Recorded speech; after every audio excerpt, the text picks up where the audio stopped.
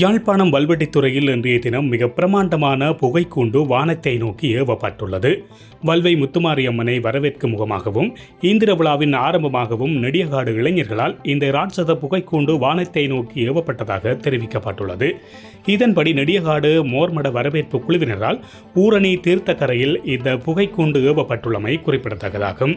யாழ்ப்பாணம் மாவட்டத்தில் உள்ள ஆலயங்களிலேயே மிக பிரமாண்டமான இந்திர விழா கொண்டாடும் ஆலயமாக வல்வெட்டித்துறை முத்துமாரியம்மன் ஆலயம் விலகுகின்றமையும் இங்கு சுட்டிக்காட்டத்தக்கதாகும்.